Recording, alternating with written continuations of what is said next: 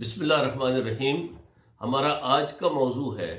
کہ کیا ہمیں کشمیر کے معاملے پر ڈونلڈ ٹرمپ کی ثالثی قبول کر لینی چاہیے۔ خواتین و حضرات، منگل کے روز مشرق وسطیٰ کے لیے امن معاہدے کا اعلان کرتے ہوئے ڈونلڈ ٹرمپ نے یہ کہا کہ یہ آج ایک تاریخی موقع ہے، اور ان کے ساتھ اس وقت اسرائیل کے وزیر اعظم نتن یاہو وہ ساتھ کھڑے تھے اور مسکرا رہے تھے۔ اور ڈونلڈ ٹرمپ نے یہ بھی کہا کہ آج اسرائیل نے امن کے لیے اور فلسطینیوں کے لیے ایک ان کی علیحدہ ریاست کے حوالے سے ایک تاریخی قدم اٹھایا ہے۔ خواتین و حضرات، یہ تاریخی قدم کیا ہے؟ یہ تاریخی قدم اصل میں ایک مزید بندر بانٹ ہے فلسطین کی۔ اس تاریخی معاہدے کے تحت یا مشرق وسطیٰ کے لیے جو امن کا انہوں نے منصوبہ پیش کیا ہے،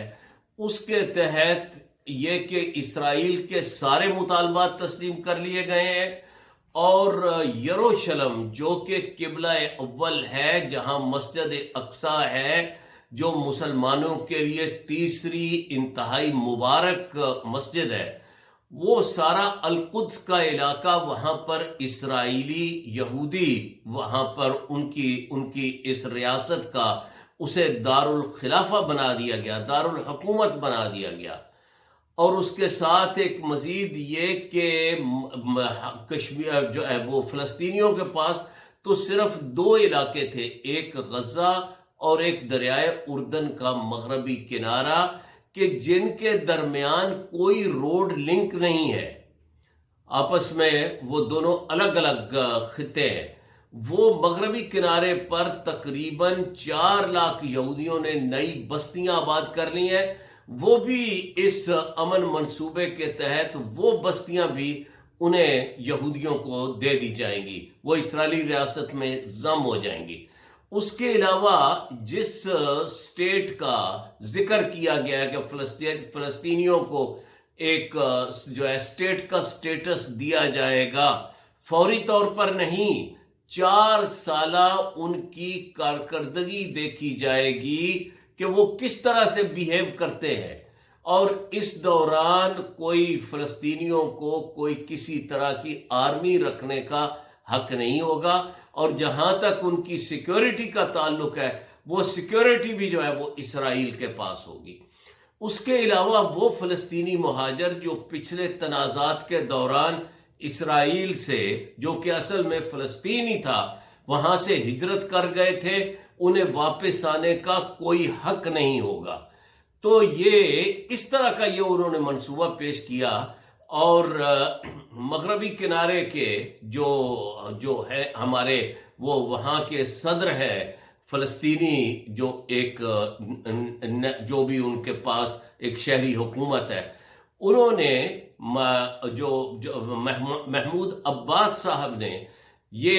اعلان کیا ہے کہ یہ تو فلسطینیوں کے حقوق پر ڈاکہ ہے، حالانکہ وہ بڑی متوازن شخصیت سمجھے جاتے ہیں۔ اسی طرح سے خواتین و حضرات کہ انہوں نے ڈونلڈ ٹرمپ صاحب نے کہا تھا کہ عمران خان میرا بڑا دوست ہے، یہ انہوں نے اس وقت کہا تھا جب جنرل اسمبلی کا اجلاس ہوا، جب عمران خان وہاں گئے تھے، اور بعد میں انہوں نے کہا جی میں کشمیر پر ثالثی کی پیشکش کرتا ہوں۔ پیشکش کا نتیجہ یہ نکلا کہ انہوں نے کشمیر میں سارے لیڈروں کو گرفتار کر لیا، ساری آبادی کو 80 لاکھ انسانوں کو 180 روز سے انہوں نے محصور کر کے رکھا ہوا ہے۔ کسی طرح کی وہاں پر جو کوئی انٹرنیٹ یا ٹیلی فون کی فیسلٹیز ختم کر دی گئی ہیں، لوگوں کے پاس ادویات ختم ہو گئی، خوراک ختم ہو گئی، شدید سردی میں وہ ان کا روزگار ختم ہو گیا۔ تو یہ صورتحال ہے، اس میں پاکستان کو، اہل کشمیر کو کسی صورت بھی ڈونلڈ ٹرمپ کی یہ پیشکش نہیں قبول کرنی چاہیے، کیونکہ وہاں بھی وہ اسی طرح کا منصوبہ پیش کریں گے جس طرح کا منصوبہ انہوں نے فلسطین میں پیش کیا ہے۔ ایک بات یاد رکھنے کی ہے کہ چاہے سارے کے سارے عرب ممالک مل کر وہ اسرائیل کا ساتھ دیں اور فلسطین کا ساتھ نہ دیں، تب بھی وہ تحریک اتنی مضبوط ہے کہ وہ وہاں پر ان پر کوئی وہ غلبہ نہیں پا سکتے، اور بالآخر فلسطین آزاد ہوگا۔ یہی حال کشمیر کا ہے۔ ہمیں اقوام متحدہ کی قراردادوں پر انسسٹ کرنا چاہیے اور کسی طرح کی ثالثی قبول نہیں کرنی چاہیے، کیونکہ اگر ثالثی قبول کر لی تو وہ بھی